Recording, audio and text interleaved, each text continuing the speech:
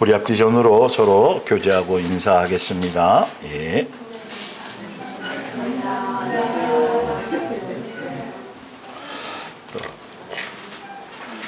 일주일 만에 와서 똑같은 자리에 앉고 똑같은 장면 같지만, 예.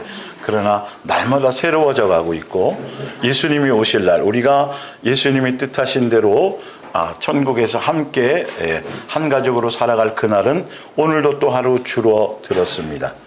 그게 사실 우리의 소망이 되어야 하는 것이죠. 예. 자, 예수님의 몸된 교회와 2026년부터 매일 예수님께 허락받아 사는 생활 12번째 시간이 되겠습니다.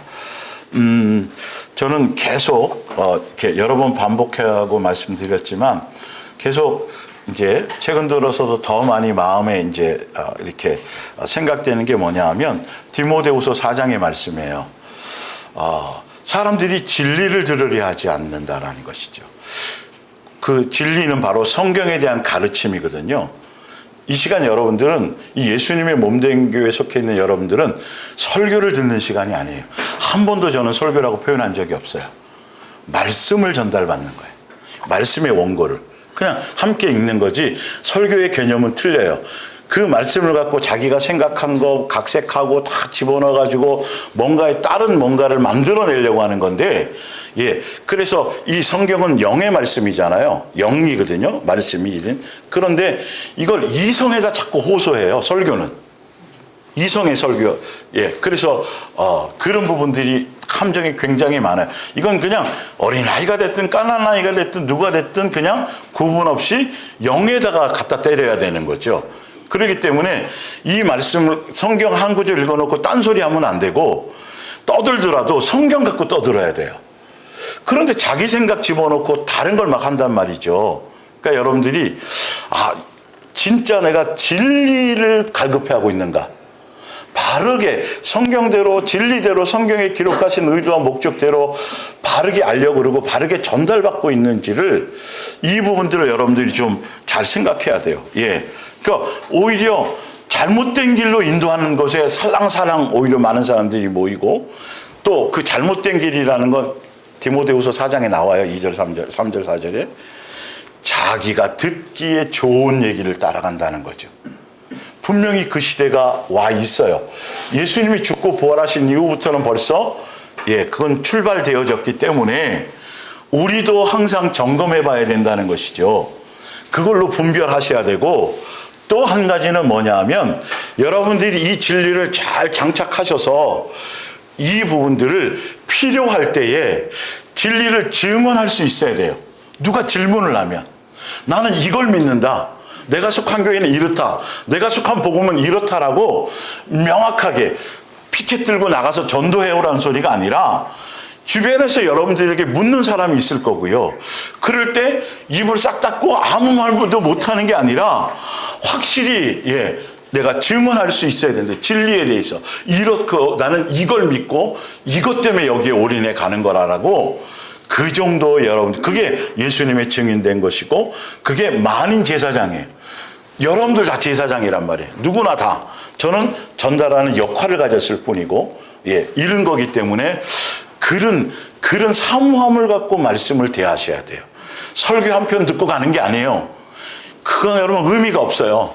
오늘도 네가 영의 양식을 채워야 되고 아버지가 성경을 통해서 나에게 무엇을 말씀하시려고 했고 왜 기록하셨고 이런 부분들이잖아요. 예수님의 마음과 뜻과 생각. 그런데 봤더니 성경은 창조주 아버지께서 피조물인 우리를 향한 일방적인 무슨 고백? 사랑의 메시지밖에 없더라는 거예요. 참 묘해요. 생명이 아닌 정상적인 사람에게는 숫자가 그냥 쉽게 보여요. 26, 38, 정상입니다. 이거예요. 면허 가면, 적성검사 가면. 근데 생명이나 색약은 아무리 뒤지고 뭘 하고 보려 그래도 이렇게 보고 저렇게 봐도 보여요, 안 보여요? 안 보이는 거예요. 그래서 예수님이 여러분의 눈을 뜨게 하셔서 사랑의 스토리가 들려야 돼요. 일방적인 사랑의 스토리를 찾아내셔야 되는 거죠. 그런데 어렵지 않아요. 그냥 이렇게 전달되는 대로, 그리고 여러분들이 전달을 받고 말씀 그대로 전달을 받고 뭐만 하시면 돼요? 확인을 하세요.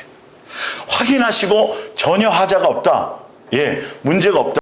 기본적으로 예수님의 몸된 교회 안에서 전달되는 말씀은 이단될 거리가 하나도 없어요. 신학적인 기본적인 모든 바탕은 그 위에 성경 자체를 전하는 거기 때문에 논란이 될 거리는 하나도 없어요. 요한계시록부터 시작해서 그 근거를 벌써 다 가지고 전달하는 거예요. 뭔 말인지 알겠죠? 그렇기 때문에 여러분들이 말씀을 확인하셔야 돼요.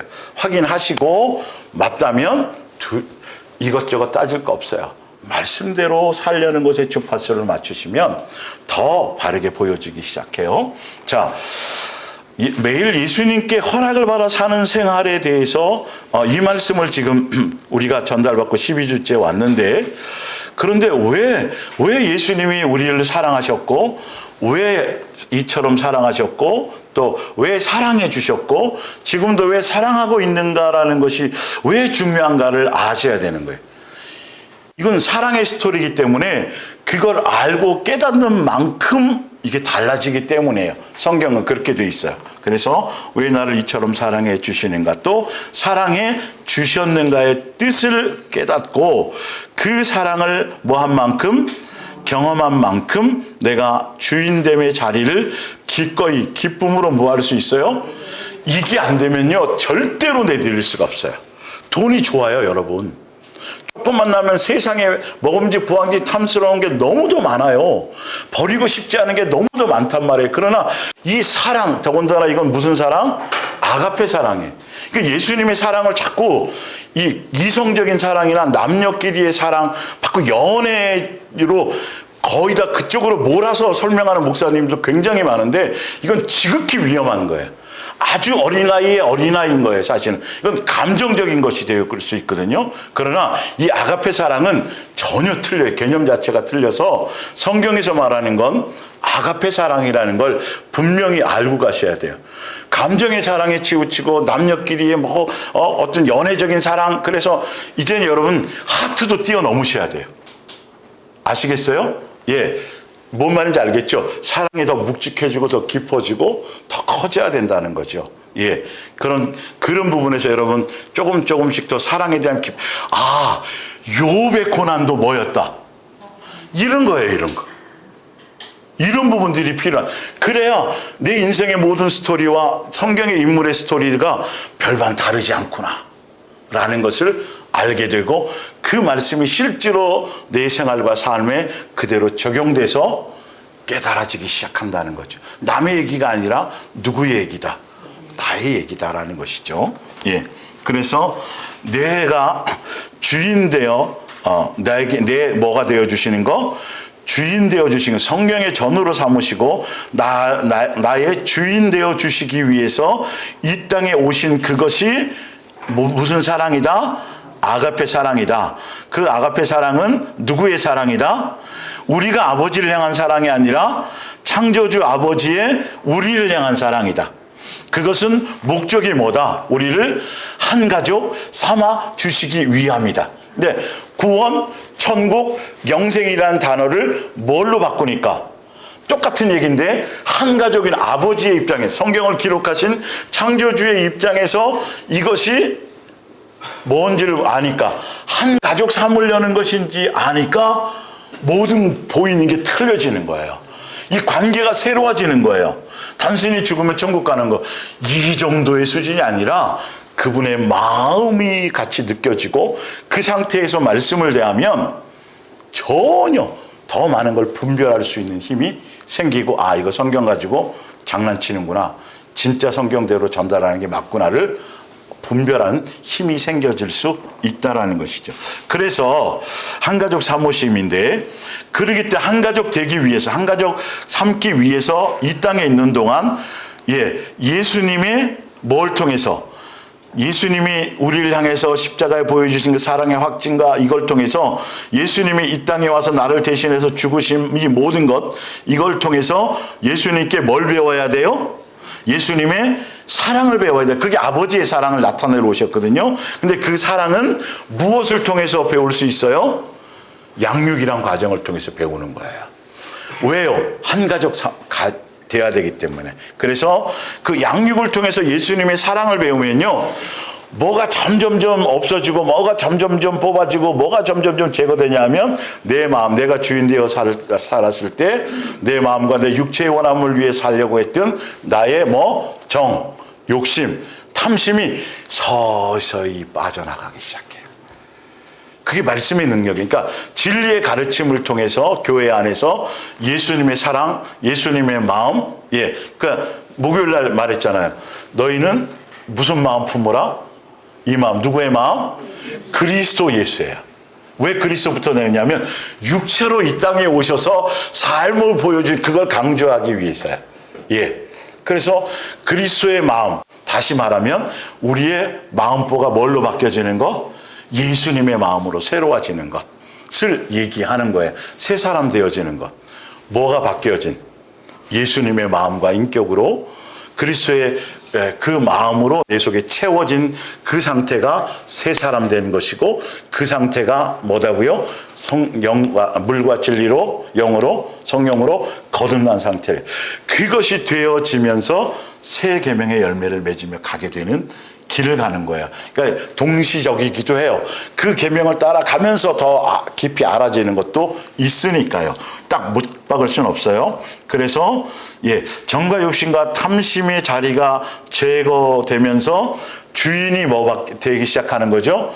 주인이 예수님으로 바뀌어지기 시작하는 거예요. 서서히 양육을 통해서 예수님의 인격, 성품, 마음을 가진 새 사람이 되고 새 계명의 열매를 맺게 되는 것이다. 그것이 곧 제자의 길이고 자녀됨의 길로 가는 것이다. 그런데 옆에 뭐라고 돼 있어요? 반쪽 복음이라고 돼 있잖아요. 이 복음을 띄워놓는 걸 저는 개인적으로 아직도 접해보지 못했어요. 사실 밑에 볼게요. 일단 요한복음 3장 16절 하나님이 세상을 뭐처럼요? 이처럼 모아사 사랑하사 뭘 주셨으니 굉장히 짧은 문장, 다 온 문장도 아니에요. 그죠? 요 내용을 지금 요한복음은 사도 요한이 쓴 거고, 요한 1, 2, 3, 4도 누가 쓴 거고, 사도 요한이 쓴 거고, 요한계시록도 누가 쓴 거고, 사도 요한. 그래서 요한계시록을 볼 때는 요한복음과 같이 봐야 된다고 제가 말씀드렸잖아요. 그거 하나만 딸랑 떼어서 함부로 해석하면 안 되는 거예요. 자, 그런데 볼게요. 하나님이 세상을 이처럼 사랑하사 독생자를 주셨으니 요거에 대한 그대로의 내용이 뭐냐면 요한1서 4장 9절을 보세요. 바로 밑에. 하나님께서 당신의 외아들을 이 악한 세상에 뭐 했다 그래요? 하나님이 세상을 이처럼 사랑하사 독생자를 뭐 했다고요? 주셨으니. 어디로? 이 악한 세상으로 보내주셨으니. 이 뜻이에요. 그리고 그 아들의 죽음을 통해서 우리에게 영원한 생명을 가져다 줌으로써 얼마나 우리를 사랑하고 있는가를 뭐하여 주신 거다? 보여주셨습니다. 그러니까 위에 하나님이 세상을 이처럼 사랑하사 독생자를 주셨으니 이 내용이 지금 요한일서 9장 요 내용을 설명하고 있는 거예요. 그러니까 이렇게 짧게도 쓸 수 있지만 이렇게 풀어서 쭉 설명해 주면, 그러니까 이 설명해 준 이게 믿어져야 된다는 거예요. 사실은 이게 느껴져야 된다는 거예요. 이걸 진리의 가르침을 통해서, 성경으로 말씀을 통해서 이거를 가르쳐 주려고 성경은 써놓으셨다라는 거예요. 좀 볼게요. 제가 왜 이렇게 자세하게 여러분들에게 구체적으로 설명드리냐 하면, 여러분 이것들 다 여러분들 걸로 만드셔서 여러분도 증인될 수 있으셔야 되는 거죠. 더 확실히 할 수 있어야죠. 그래서 하나님이 세상을 이처럼 사랑하사 독생자를 주신 것은 우리를 얼마나 사랑하여 주심을 뭐 하는 거다? 보여주심이 목적이다. 그죠? 10절. 우리는 이게 무슨 사랑이다? 참 사랑이다. 다른 이게 아가페 사랑이다. 진짜 아버지께서 우리를 사랑하시는 참 사랑이 무엇인지를 알게 되었습니다. 참 사랑은 하나님을 향한 우리의 사랑이 아니라 우리를 향한, 이게 정리를 내놓잖아요. 일방적인 사랑이에요. 우리는 전혀 알지 못했었던 사랑. 우리가 태어나기 전부터. 그래서 이 사랑은 우리 죄 때문에 진노하신 하나님께서 우리를 벌하시는 대신 사랑하는 외아들을 무슨 제물로요? 희생제물로. 독생자를 주셨으니까 희생제물로, 무슨 말인지 알겠죠? 나타내 주신 데에 나타났습니다. 이것이야말로 사랑의 뭡니다? 더 이상의 사랑이 없다. 이거랑 비교할 수 있는 사랑은 전혀 없다라는 거죠. 하나님이 세상을 이처럼 사랑하사 독생자를 주셨으니, 예, 이게 사랑의 뭐다? 극치다. 우리를 향한 사랑의 극치다. 자, 하나님이 세상을 이처럼 사랑하사 독생자를 주셨으니 이는 저를 뭐하는 자마다 뭘 믿는다는 거예요. 그럼요, 앞에 이 사랑을 여기까지가 돼. 그 믿는다라는 정의가 잘못되어 있어가지고 그냥 교회에 다니면 아니라니까요. 그래서 성경은 정말 얼마나 많이 표현해 놓는지를 몰라요. 예, 그러니까 이 사랑의 극치, 이 가치를 제대로 이걸 믿어야지 뭐로 가는 거예요? 뭐 주시는 거예요? 영생이라는 의미를 알게 되고, 그 영생이 밑에 봤더니 무슨 가족 삼는 거? 아, 이렇게 돼 있는 거구나. 여러분, 이것만 제대로 알아도요, 다른 데 눈 돌리지 않아요. 밑에 보면 더 구글절절 나오는데, 그래서 정확한 복음을 알아야 돼요. 예수님의 관점에서.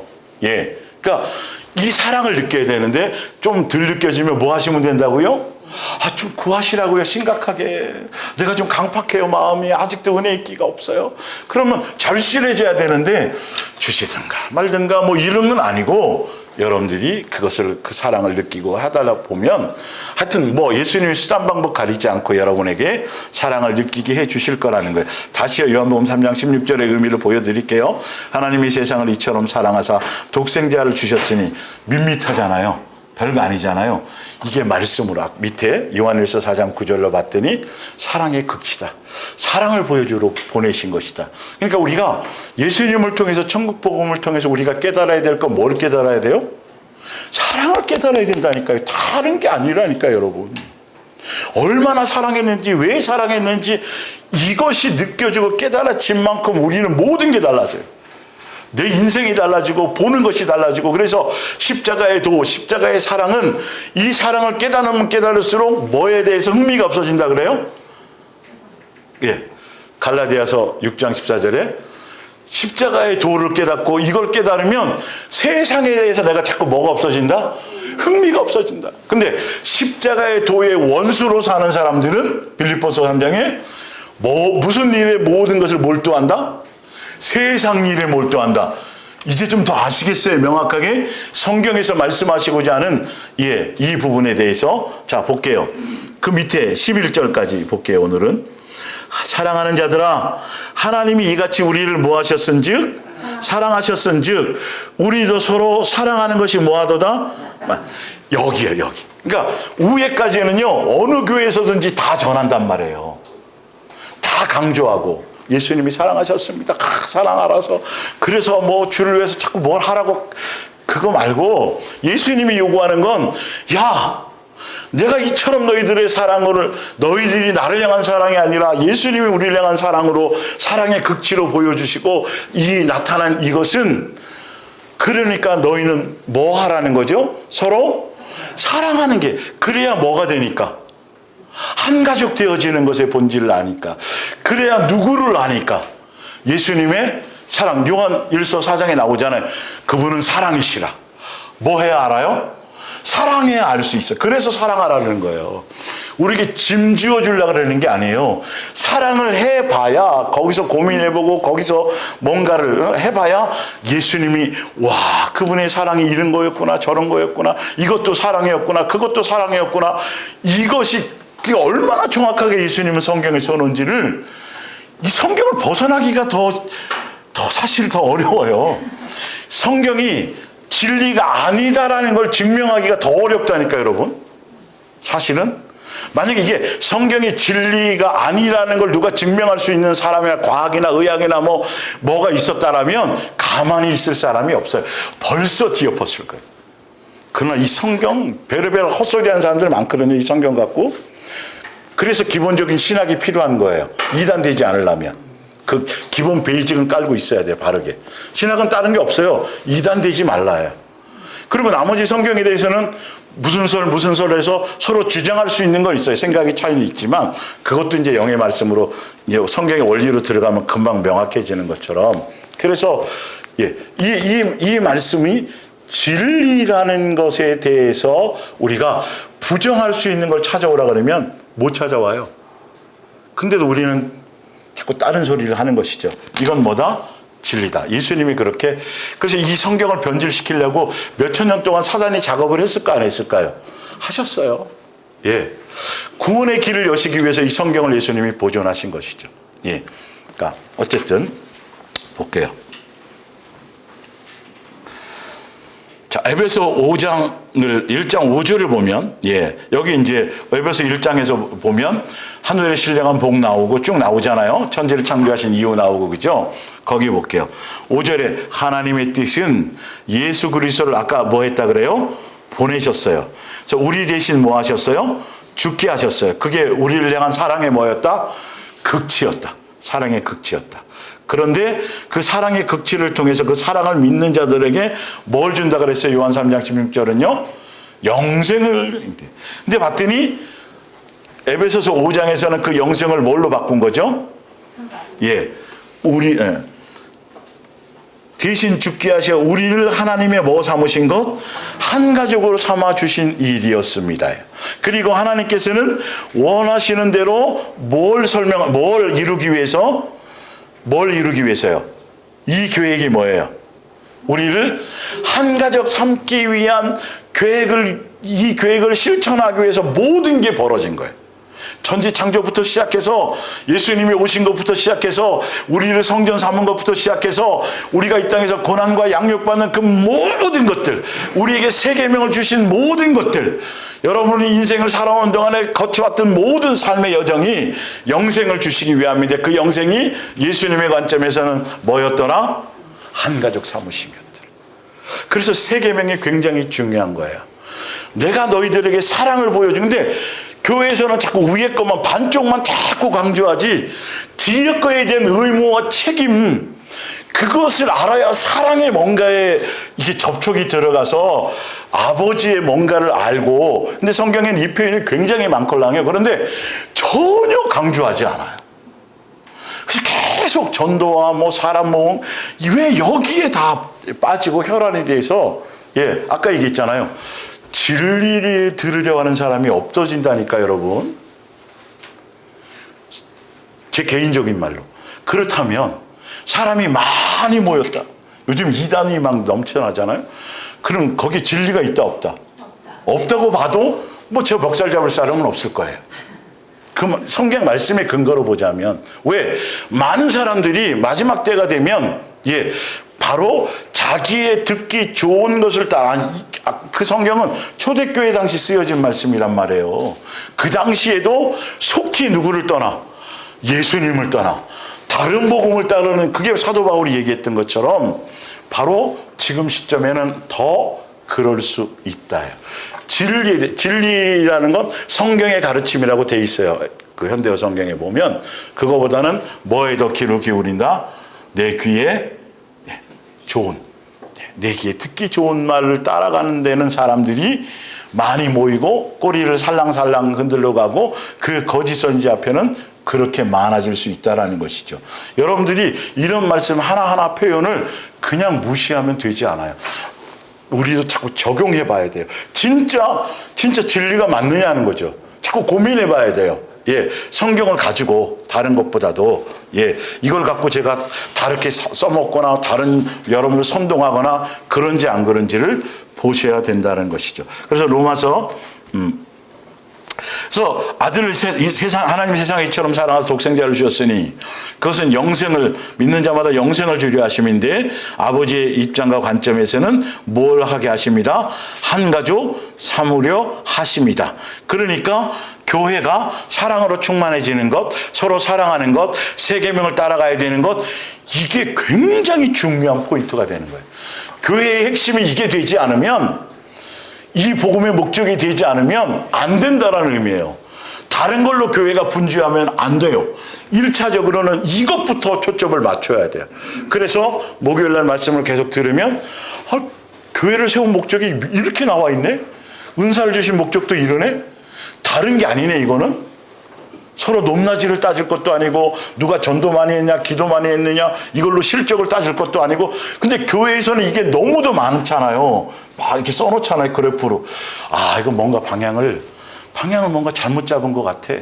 성경의 본질로 가보면 그게 아닌 건데 서로 사랑하기 바쁘고 내 연약함과 부족함을 발견해서 더 예수님 앞에 가까이 나가고 새 사람 되어지고 내 심령을 새롭게 하는 것에 있어야 되는데, 그러려면 자꾸 누구랑 더 가까워져야 돼요? 예수님하고. 예수님을 자꾸 의지해야 돼요? 생각해야 돼요? 해야 돼요? 해야 돼요? 해야 된단 말이죠. 이거는 기본이 돼야 되는데 그 얘기가 없다는 게 문제예요.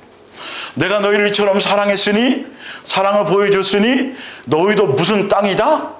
마땅히 사랑하는 것에 초점을 두어라. 예, 그게 제자의 길이고 자녀의 길이에요. 그래서 무슨 열쇠를 준 거다? 그래서 거기에 써먹으라고 준 열쇠구나. 아무리 가서 해봐도 안 되는 거예요. 예, 천국 열쇠. 자, 로마서 8장 35절 볼게요. 누가 우리를 그리스도의 사랑에서 떼어놓을 수 있겠습니까? 우리가 위에 아까 말했던 그 예수님이 이 땅에 오셔서 대신 죽고 뭐 이런 것들이에요. 예, 그 사랑에 대해서는 떼어놓을 수가 없다는 거죠. 세상의 다른 어떤 것으로는 떼어놓을 수가 없는 거예요. 예, 자, 우리가 어려움이나 재난을 당할 때 또 박해를 받고 죽임을 당한다고 할 때 과연 그것이 그리스도께서 더 이상 우리를 사랑하지 않기 때문이겠습니까? 제가 여러분 왜 중요하냐면 이게 천국 복음에 맞춰져 있잖아요. 그러면 영생을 목적이고 한 가족 삼으려는 것에 아까 위에 말씀드린 것처럼 천국 복음은 거기에 포커스를 맞추었을 때 위에 재난을 당하거나 고통을 받거나 뭐 핍박을 당하거나 이건 예수님이 우리를 향한 사랑을 의심할 수 있는 요소가 된다 못 된다? 못 돼. 그런데요, 번영신학이나 기복주의에 빠지면 바로 의심해. 그래서 복음이 그렇게 중요한 거예요. 그래서 설명해 놓은 거예요. 조금만 무슨 이상이 생기고 조금만 집안에 어려움이 생기고 조금만 뭐가 되면 나를 버렸나? 사랑하지 않나? 그건 세상 기준으로 자꾸 보니까 하는 거예요. 그러나 영생을 한 가족 삼기 위해서는 예수님이 가신 그 길을 어쩌면 다 사람 따라 다 틀려요. 예. 욥도 요셉도 다 봤더니 황당하게 당하는 거잖아요. 사실 알고 보면 계획도 없이 그냥 너무도 이거는 뭐 이루 말할 수 없지. 그런데 알고 봤더니 영생을 목적으로 한 가족 삼기 위해서는 그건 버린 게 아니었다. 저주받은 게 아니었다. 무슨 뭐였다? 사랑의 엄청난 사랑이었다. 그래서 복음의 차이가 어떤 말씀을 듣고 어떻게 하느냐에 따라서 여러분 이게 달라진. 그래서 초대교회가 요한계시록에도 죽는 사람도 많았고 정말 비참하게 죽어서 많은 사람들이 손가락질 받고 저주받았다. 저 잘못 믿은 거야 저거. 신은 죽었어. 뭐 별의별 니체가 얘기했처럼 수없는 철학자들이 떠들었겠지만 그러나 그들이 끝까지 믿음을 지킬 수 있었던 것은 뭘 알았다? 천국 복음을 알았다. 목숨이야. 죽으면 어디다? 예수님 하늘나라. 우리 읽었잖아요. 그렇죠? 뭘로 알았어요? 믿음으로 알았다는 거예요. 지금 여러분들도 그게 깨달은 만큼 세상 것을 자꾸 흥미를 잃어가져야 돼요. 여러분.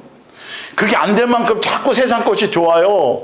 돈 쌓이는 게 좋고 뭐 집에 좋은 것들이 자꾸 생겨나는 게 좋고 새로운 물건 사는 게 좋고 새로운 물건 필요하면 다이소 가서요. 다 있어요. 네, 거기 가서 막 많이 사세요. 막. 예, 그럼 지겹도록 사면 또 버려야 돼. 그래봤자 다 있어요. 하여튼 뭐 웃자고 한 소리예요. 예. 볼게요. 굶주리고 헐벗고 위험을 당하고 죽임에 직면한다고 해서 그것이 하나님께서 우리를 버리신 거예요? 아니에요? 아니에요. 그래서 의심하지 말라고. 그 한 가족 때문에 천국 복음의 아버지의 사랑을 깨닫고 느끼고 그 사랑에 들어가 있는 사람들은, 그 사랑을 목적으로 하는 사람들은 절대 세상 것에 대해서 일희일비하지 않고 흔들리지 않는 거예요. 끝에 가서는 승리한다 안 한다? 한다. 마귀가 이긴 것 같지만 마귀가 고통하고 신음하는 걸 보면서 승리의 쾌재를 부리겠지만 결론은 누가 이긴다? 우리가 이긴다. 예수님의 사랑을. 밑에 나와요. 볼게요.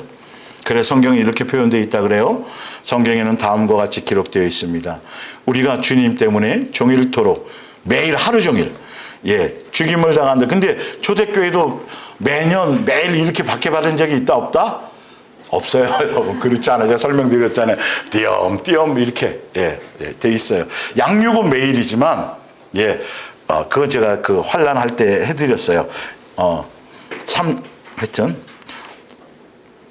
단어가 지금 안 떠올랐어요. 자, 취급당한 죽임을 당하고 조살당할 양처럼 취급당하며 살아갑니다. 그러나 37절 그러나 우리는 결국 목숨을 버리면서까지 사랑에 대한 뭐였어요? 극치. 무슨 사랑? 참사랑. 이 우리를 사랑하신 그리스도를 통해서 누가 승리를 거둬요? 큰 승리. 누가 승리를 거둬요? 누가요? 우리가 거둬야 돼요. 예수님이 사랑으로 우리가 이기는 것도 아니죠. 사실 우리가 그걸 거쳐서 그걸 하는 거지만 그러나 누구의 사랑으로 이기는 거죠? 사랑으로만 이길 수 있어요. 이 사랑을 깨달아야만 끝까지 갈 수 있어요. 그래서 복음이 너무도 중요한 거예요. 어디에 포커스가 있느냐에 따라서 천국이 여기 있다 저기 있다 그리스도가 전혀 흔들리지 않아요. 여기에 딱 사랑이 장착되어 있으면요. 그걸로 무슨 승리? 큰 승리.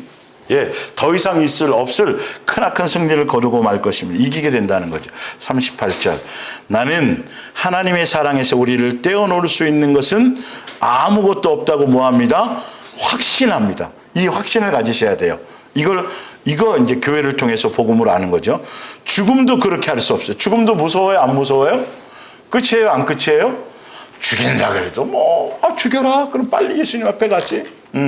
하여튼 생명도 반대로 그렇게 할 수 없습니다. 천사들도 그렇게 하지 못하고 지옥의 모든 권력 세력을 다 합친다 해도 하나님의 사랑에서 우리를 멀리 떼어놓을 수 없습니다. 자, 위에 죽는 거, 고통받는 거, 환난받는 거 막 거창한 거 말고 지금 현실적으로 볼게요. 오늘에 대한 오늘에 대한 염려 있어요, 없어요? 염려 생길 수 있죠? 내일에 대한 것도 그런 것에 대한 공포도 생길 수 있죠? 현실적으로 이것도 뛰어넘을 수 있어야 되는 거죠. 그 사랑으로. 39절. 우리가 어디에 있든지 간에 우리 주 그리스도께서 우리를 위해 죽으실 때 나타난 하나님의 사랑에서 사랑의 극치 왜 그러셨다고요? 가족 삼기 위한 그것을 세서 우리를 떼어놓을 수 있는 것은 아무것도 없습니다. 의미를 좀 더 구체적으로 이제 와닿으시죠? 복음, 천국 복음에 대한 게. 그래서 로마서 8장 16절을 볼게요. 이 사랑, 이게 로마서 8장을 가지고 제가 이제 도치해 놓은 건데, 이 사랑의 근거와 이것 안에서 이제 사실은 8장 16절이라는 것이 통해서 알게 하시려고 이게 펼쳐지는 거란 소리예요. 성령이 친히 우리가 하나님의 자녀인 것을 증언하시나니 자녀이면 뭐고요? 하나님의 상속자이고 하나님의 상속을 받기 위해서는 그리스도와 함께한 상속자니 우리가 그와 함께 영광을 받기 위해 뭐도 받아야 돼요? 그래야 뭐가 되니까? 사랑을 알고 한 가족이 된다는 거예요. 이제 의미를 좀 아시겠어요? 이게 그 원리예요, 원리. 하늘나라 상속받는 게 지옥 안 가고 딸랑 천국 가가지고 태평, 이 얘기 정도가 아니라 원래 의미상은 예수님이 마청이고 우리가 그 자녀로서 한 가족으로서의 개념으로 가야 되기 때문에 이 땅에서의 고난은 필수 코스고 그 고난을 통해서만이 누구를 더 알 수 있고요. 예수님의 이걸로 우리를 이렇게 사랑하신 거야. 우리는 수천 억만 분의 일을 조금 느끼면서도 누구의 사랑을 자꾸 대입시켜 주세요? 예수님이 우리에 대한 사랑을 대입시켜 주면서 그러셨구나. 그래서 내가 이 양육의 길을 가면서 이걸 통과해 가면서 누구의 사랑이 점점 더 커져요. 예수님의 사랑이 커지고 예수님의 사랑이 더 깊어지고 오로지 그냥 예수님으로 내 생각이 가득 채워질 수 있어지기 위해서 고난은 필수다. 이 원리가 이거란 말이에요. 이 원리가 한 가족 이를 위한 예수님이 이것 하시려고 천지 만물을 창조하셨고 이것 하시려고 아들을 이 땅에 험악한 이 세상에 보내서 종의 형체로 오셔서 대신 죽어주시고 나를 살려주시고 성전 삼아 이 모든 게 이것 때문이었구나를 알아야 견딘단 말이에요. 알아야 견딘다고요. 안 그러면 팥죽 한 그릇 다 바꿔 먹어요, 여러분. 장담이 안 되는 거예요. 이거는 여러분의 심령의 말씀으로만 확증이 되어질 때, 그럴 때만 누가 뭐래도 가는 거예요. 누가 뭐래도 다 그 길을 같이 갈 수 있어지는 거죠.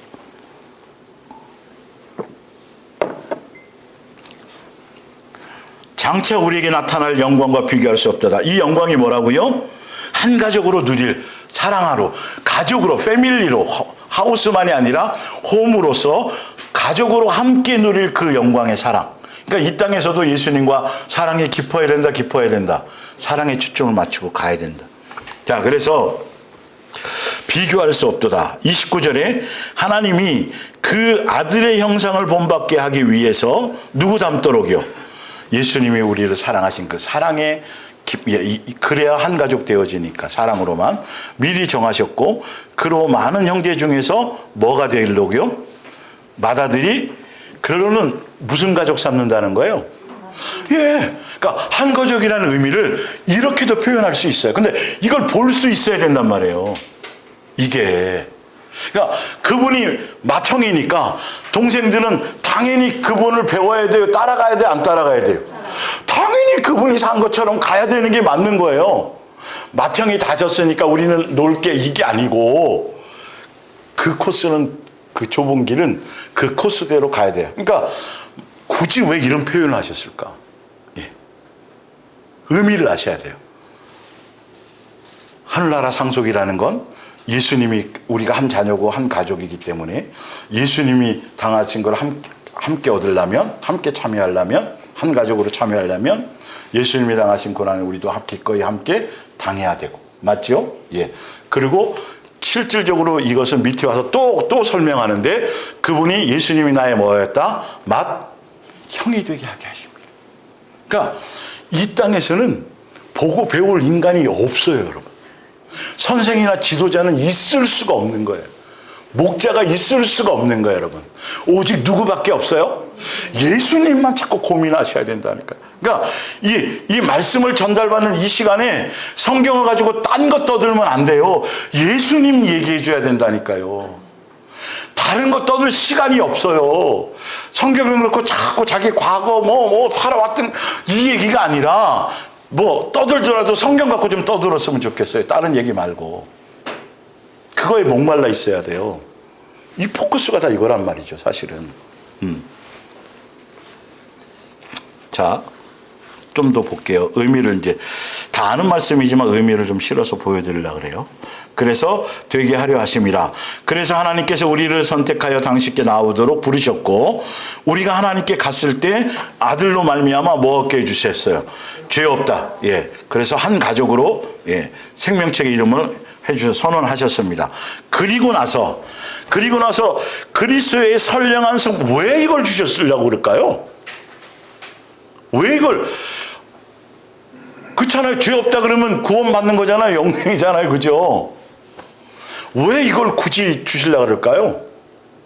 한 가족 되려면, 예수님을 닮아가려면, 그분의 사랑을 알려면, 세 계명을 따라가려면, 뭔 말인지 알겠죠?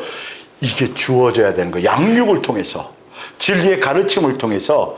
그래서 우리에게 그리스도의 마음을 알게 하시고, 예수님의 인격, 이걸 교회를 세우셔서 그거 하게 하시는 거예요.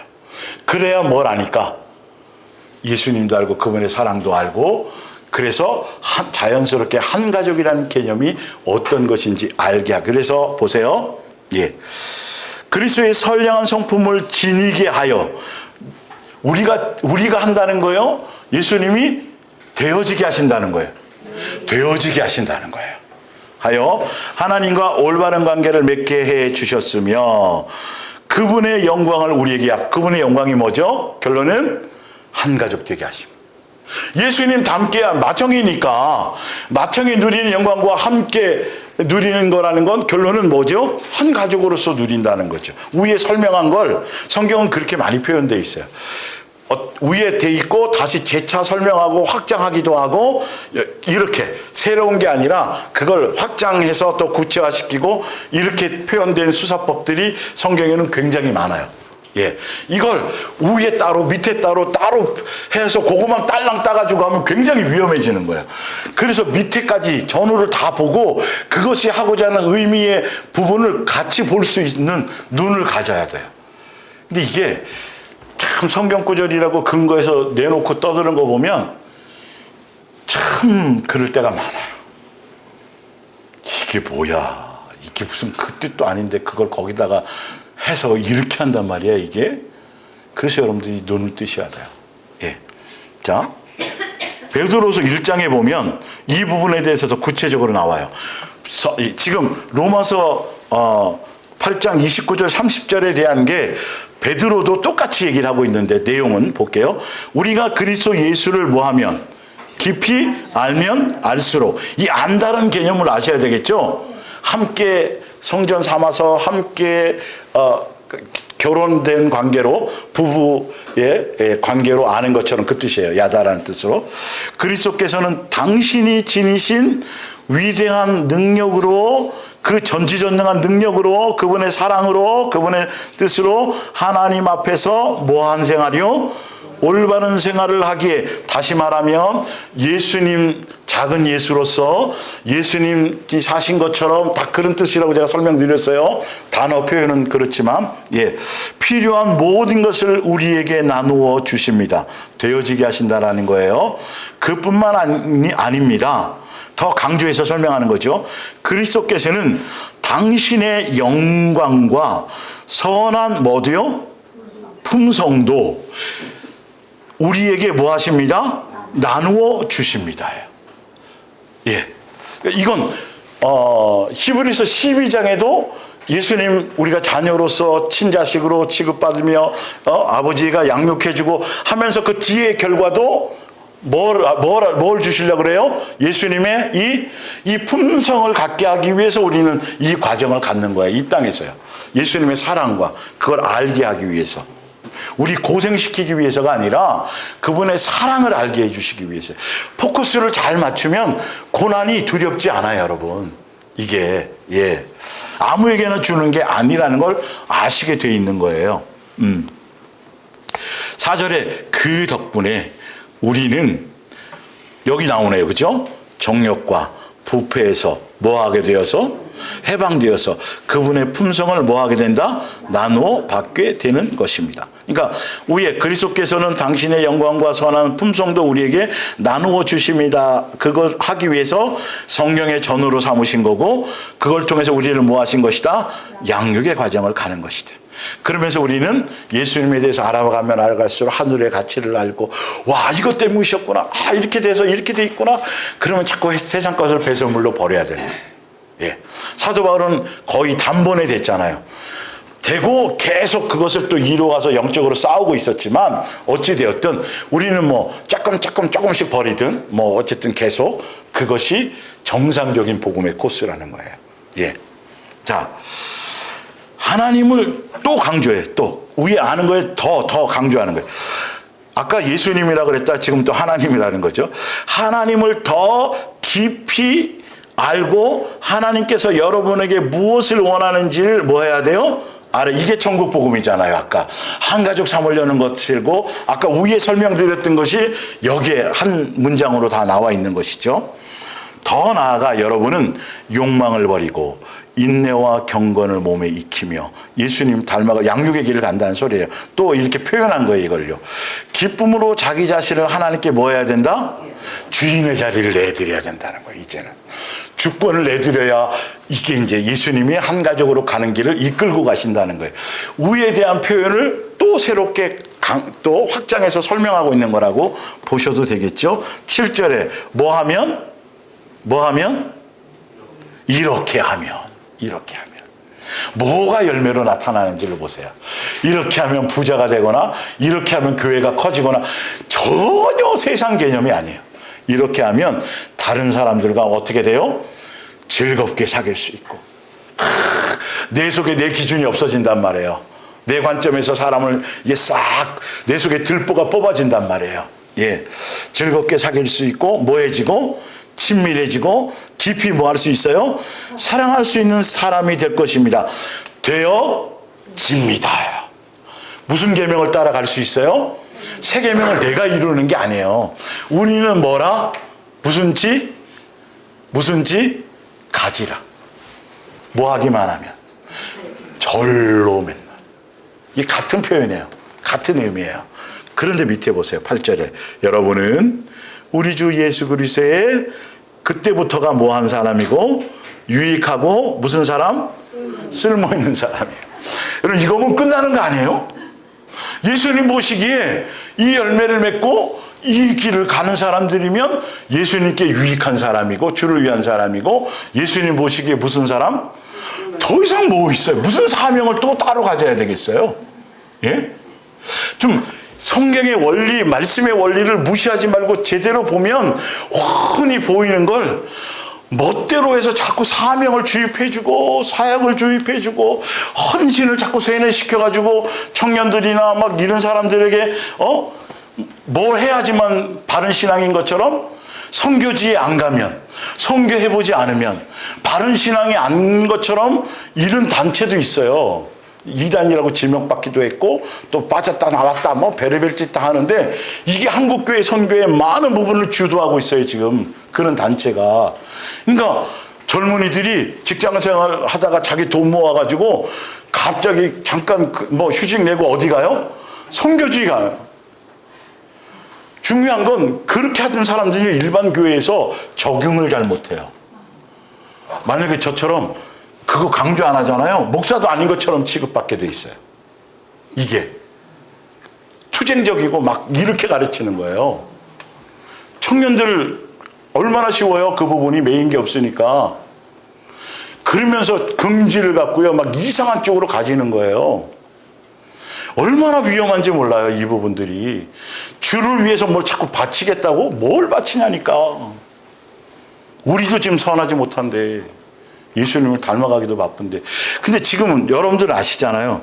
제가 이 성경이 한두 구절만 있는 게 아니잖아요. 이게 엄청 많잖아요. 성경이 신약은 거의 베드로도 그렇고 12 그 사도들이 성경을 쓴 사도들이 내용을 보면 다 알고 보면 비슷한 내용이에요. 다 같은 내용, 표현의 방식이 좀 틀릴 뿐이지 결론은 내용은 똑같은 본질적인 내용이란 말이에요.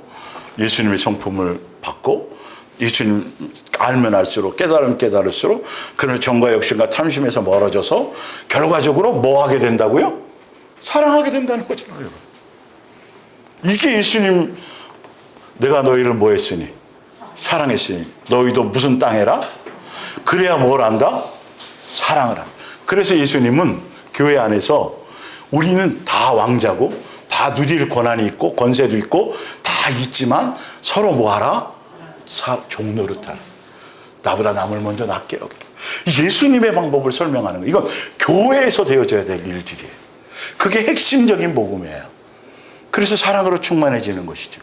교회는 잘난 놈 못난 놈이 있을 수 있다 없다? 누구 대단하고 안 하다 있다 없다? 하나도 없다. 우리 김정묵 집사님 오늘은 못 오셨지만 와서 자리에 가만히 앉아만 계셔도 뒤에 걸어서 이렇게 와서 앉아만 계셔도 엄청난 역할인 거예요, 아닌 거예요? 도전을 받아야 안 받아요, 우리가요? 그런 거예요, 여러분. 그걸 무슨 자꾸 실적을 평가하냐고요, 도대체가. 응?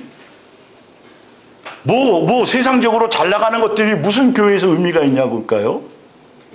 오히려 연약함과 부족함을 알아야 그래야 예수님의 사랑을 더 깊이 알게 되니까요. 이제 좀 더 확실하게 선명하게 좀 그려져요? 여러분들이 예수님의 이제 연약함과 부족함을 자꾸 끄집어내 주시면 뭐 해야 돼요? 기뻐해야 돼요. 감사해야 돼요, 여러분. 속았다니까요. 나도 속았다니까요. 믿음이 있는 것처럼. 그러니까 자꾸 자존심이 스크래치가 나는 거야. 난 이 정도는 아니었던 것 같은데. 아니야. 미천이 아직도 드러나는 거야. 5년, 10년 다녀도. 그건 예수님의 시간표에 맞춰서 하실 거예요. 그냥 붙어있기만 하세요, 제발. 다른 거 몸부림치지 말고 예수님이란 그 기차 안에 탔으면 그 안에 그냥 밖에 보고 그냥 즐기세요. 뛰어내리려고 하지 말고. 이제 제가 설명드릴게요, 나중에도. 이 천국 가는 건 정과 욕심과 탐심과 인간의 관점에서 그 정욕 속에서 관점에 보니까 어렵고 협착한 길이죠. 예수님의 관점에서는 아주 쉬운 길이에요. 알고 보면. 제가 그거는 기회가 되면 깨뜨려 드릴게요. 그러니까 사람들이 왜 진리를 들으려 하지 않느냐? 진리의 가르침에 관심이 없느냐? 예수님이 답을 내주셨어요. 요한복음에. 그들 마음속에 뭐가 가득 차서? 탐심이 가득 차고 세상 욕망이 가득 차 있기 때문에 진리가 들어갈 자리가 있다 없다? 없다. 그게 참 안타까운 거예요. 진리가 잘못된 게 아닌데, 이게 잘못된 게 아닌데 다른 것이 우리 속에 자리 잡고 있으니까 예수님이 직접 오셔갖고 말씀하시고 해도 그대로 말씀하시잖아요. 너희 마음 안에, 심령에 진리가 거할 자리가 없다.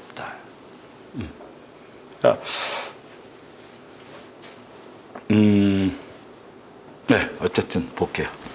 자, 요한복음 17장 1절. 예수께서 눈을 들어 이제 마지막 겟세마네 동산에서 다른 복음서에서는 이 잔을 뭐 이런 내용들이 나와 있지만 요한복음에는 그 내용은 빠지고 예, 이 더 깊은 내용이 사실 들어가 있는 거예요, 사실은.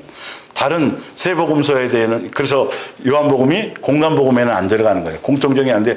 요한은 보는 관점이 좀 깊어요. 그래서 성경의 그 요한복음 17장에 대한 앞뒤 정황과 모든 걸 아무리 뒤져봐도 겟세마네 기도하기 전에 또 그 전에나 어디 가서 기도한 것은 전혀 근거가 없어요. 예, 이게. 그렇기 때문에 이 17장은 신학적으로나 어떤 것으로 봐도 겟세마네 기도라고 아니라고 말할 근거가 전혀 없어요. 예. 그러니까 그 내용만 빠졌을 뿐이지 이 내용은 그러고 나서 바로 잡히는 장소로 가거든요. 또 가룟유다가 오고요. 어쨌든. 그래서 하여튼 이 내용은 예수님이 이 땅에 오셔서 이루신 모든 것을 보고해드리고 잡히고 이제 마지막으로 영광받으러 가시는 장면인데, 하늘으로 이르시되 아버지여 때가 이르렀사오니 아들의 영광을 드러내 주셔서 아들이 아버지께 그 영광을 돌리게 해 주시옵소서. 이건 뭐 그 영광이라는 건 이제 창세전에 계획한 것을 이제 완성하는 거죠. 아버지께서 아들에게 주신 모든 사람에게 뭘 주게 하시려고? 그렇죠. 한 가족 삼게 하시려고. 만민을 다스리는 권세를 아들에게 주셨습니다. 영생은 곧 유일하신 참 하나님과 하나님 아버지를 뭐하고? 알고. 아버지께서 땅 위에 보내신 예수 그리스도를 또 뭐하고? 알고. 그렇죠. 이제 이 알고의 의미를 아시겠어요? 영생이라는 의미와.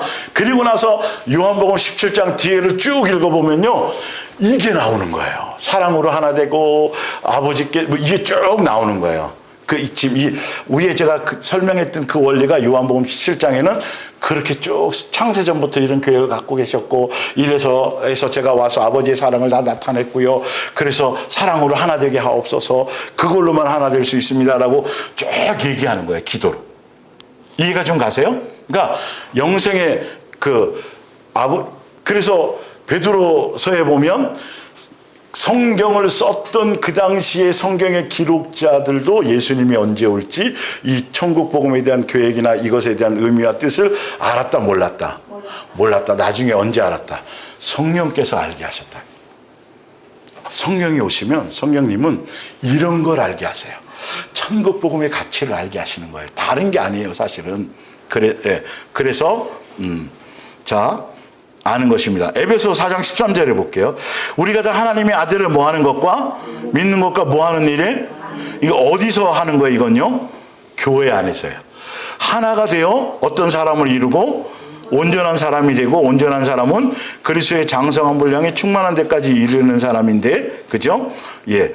그래서 예수님에 대해서 알고 예수님을 안다라는 건 23절에 진리의 가르침을 통해서 예수님을 아는 거예요. 자, 오직 너희의 심령이 어떻게 되어?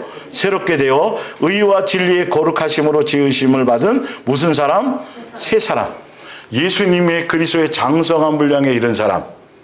예수님을 뭐해서? 가르침을 받아서, 진리의 가르침을 받아서 예수님의 인격, 예수님의 마음, 예수님의 성품을 담고 배우는 다 같은 내용이에요. 이게 어디서 되어진다? 교회라는 것이었어요. 그래서 교회의 복음이 중요하다는 거죠. 베드로후서 3장 10절을 볼게요. 주님의 날은 마치 도둑이 오는 것 같이 생각지 않은 때에 옵니다. 이거 다 알죠? 그래서 11절 이 베드로서 3장도요 보면 계속 반복하는 게 있는데 끝이다. 다시는 세상에 돌아오지 않는다고 계속 반복하는 거예요. 없어진다라는 의미를 불타 없어진다 뭐 이런 거를 다른 표현으로 여러 번 강조를 해요. 기회가 없다라는 소리예요. 사실은요. 예, 다 녹아버릴 것인데 거룩하고 경건한 생활을 해야만 하지 않겠습니까? 누구 닮은 생활? 예수님. 여기서 의미가 그거예요. 항상 포커스는 예수님다운 작은 예수, 새 사람 되는 것. 언제 오실지에 대한 개념보다 중요한 건 항상 거기에 포커스를 맞추고 가고 있는 거죠. 세 계명을 따라가는 거죠. 예수님에 대해서 배우고 알게 되어져 가는 걸 얘기하죠. 여러분은 그날이 하루 빨리 오도록 뭐하며 기다리고 손꼽아 기다려야 할 것입니다. 우리 앞에는 하나님께서 약속하신 새 하늘과 새 땅이 뭐하고 있어요? 기다리고 있습니다. 그것은 하나님께서 보시기에 어떤 사람? 올바른 사람만이 들어가는, 이제 무슨 의미인지 알겠죠? 여기서 말하는 올바른 사람, 아까 말하는 거룩하고 경건한 생활, 표현은 틀리지만 본질적인 내용은 다 누구에게 맞춰 있다? 예수님에 대해서, 예수님을 아는 것을, 예수님을 닮아가는 것을. 사랑하는 형제들이여, 여러분은 이렇게 닥쳐올 일과 주께서 다시 오실 날을 기다리고 있으니, 여기에 천국 복음의 목적을 두고 영생의 목적을 두고 한 가족 될 것에 초점을 두고 가는 사람들은 부디 뭐를 멀리하고 죄를 멀리하고 개역개정에는 주 앞에서 점도 없고 흠도 없는 사람으로 나타나기 위해서 뭐하라? 힘쓰라 이렇게 되어져 있어요. 결론은 무슨 계명을 맺는 거죠? 새 계명을 따라 살아가는 거예요. 계속 그 얘기야. 늘 평화롭게 지내십시오. 다른 사람과 올바른 관계를 맺으십시오. 다 이런 표현이 성경에는 계속 그런 부분들이 나오는데 지금 아까 그런 표현들은 우리 생활과 우리 생활의 삶과 아주 밀접한 거예요. 밀접한 거예요. 일상에서 항상 겪을 수 있는 일들이 가지고 말씀하고 계시다라는 거예요. 사람과의 관계, 부부끼리의 관계, 부모 자식 간의 관계, 형제끼리의 관계, 뭐 이 모든 것 다 성도와 성도끼리의 관계, 이 모든 것의 포커스가 어떻게 열매로 나타나느냐는 것이. 내가 얼만큼 내 속에서 옛사람의 것들이 제거되어지고 내 기준이 자꾸 없어져야, 내 기준을 가지고 보면 맞는 사람이 있어요, 없어요? 하나도 마땅하지 않지. 부모 관점에서 자식 보면 모든 게 다 못마땅하지. 또 자식의 관점에서 부모를 보면 또 꼰대 세대가 된 거지. 다 이런 거예요. 각자 자기가 주인 되어 살았던 모습들이에요. 주인이 바뀌어버리면, 예수님의 눈을 뜨고 예수님의 마음을 가지면 그냥 뭉뚱그려지는 거예요. 그냥 화목해질 수밖에 없어요. 기준이 없어지고 들보가 없어지니까. 예.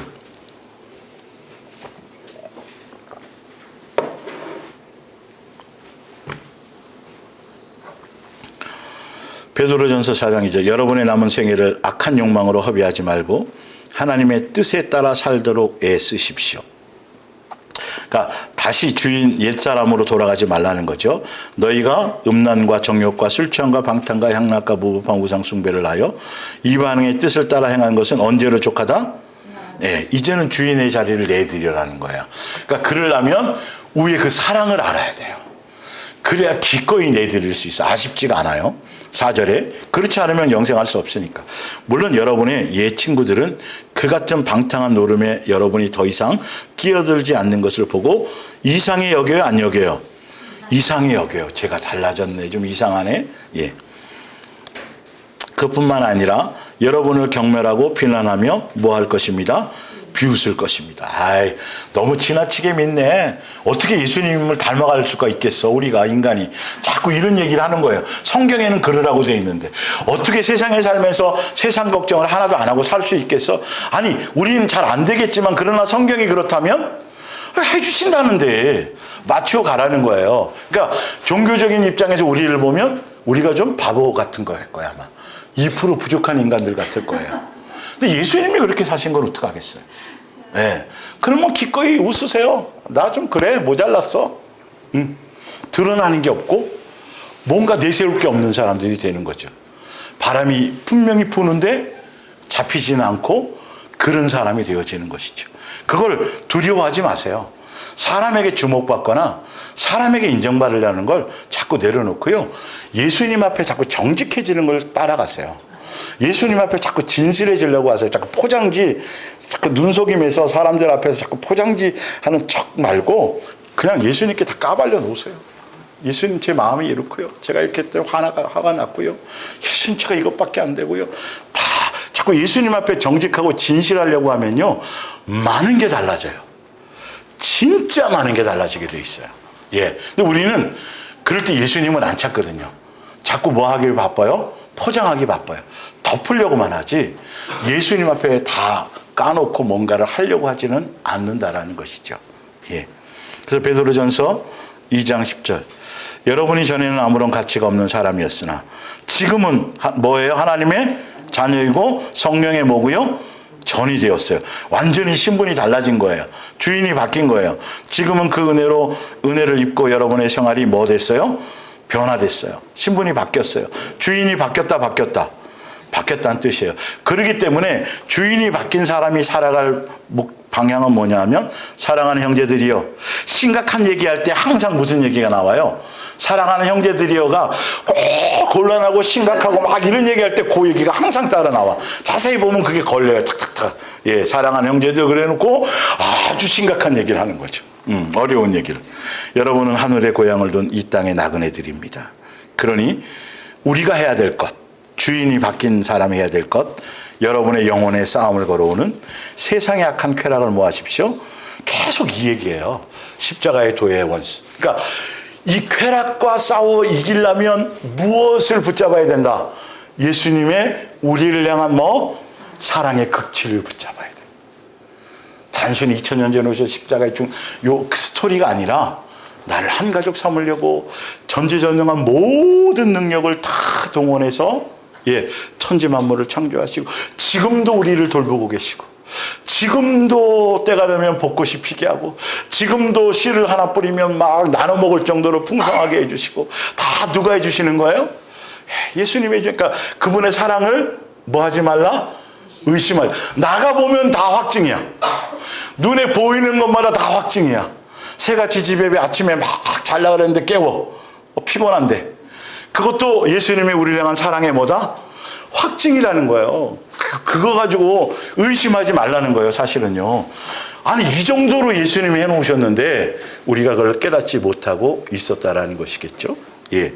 그래서 이제 히브리서 11장부터 이제 뒤에 부분은 뭐냐면 히브리서 11장에도 천국에 대해서 하늘나라에 대해서 표현해 놓은 것이 있고 요한계시록 22장에도 이제 표현해 놓은 것이 있어요. 근데 요한계시록에 있는 건 새 예루살렘, 하늘 도성 다 표현되어 있지만 그것은 실제 장소적인 개념보다 교회에 대한 개념이에요. 그러니까 요한계시록은 이미와 아직에 대한 것으로 설명을 하고 있고 히브리서에 나와 있는 건 장소적인 개념도 하고 있어요. 그러니까 두 가지를 동시로 알고 볼 수 있어야 돼요. 그러나 왜 이걸 설명해 주냐 하면 장소라는 자체보다도 어디에 포커스가 있다? 홈이라는 것에 포커스가 있다. 그것조차도. 뭔 말인지 알겠죠? 성경은 그렇게 다 그것을 갖고 있다라는 거예요. 그래서 뒤에 얘기하면서 나는 너희의 뭐가 될 거고 너희는 나의 아들, 그 표현하는 이유가 한 가족이라는 것을 표현하는 거예요. 장소적인 그 자체라는 것보다 하우스라기보다는 사실은 표면적으로는 하우스 같지만 뭐에 대한 얘기다? 홈에 대한 얘기라는 걸 제가 성경의 표현을 가지고도 이것도 다 자세하게 설명하는 이유는 전체를 알고 있어야 돼요. 누가 어떻게 이걸 갖고 뭘 할지도 모르기 때문에 알려면 정확하게. 그래서 항상 창세기부터 전체를 다 뭉뚱그려서 전체 것을 다 한 것을 가지고 설명해 드리는 거지 어떤 부분만 가지고 설명하진 않아요. 다 전체와 연관지어서 여러분들에게 전달해 드리는 이유가 자세하게 성경을 근거로 설명해 드리는 이유가 여러분들이 확증을 갖고 그 확증을 가진 것으로 확실한 복음으로 끝까지 믿고 가라는 소리예요. 그 뜻으로 증언해 드리는 거니까 그 부분에 여러분들이 흔들림이 없이 가시기를 바랍니다. 오늘은 여기까지 할게요.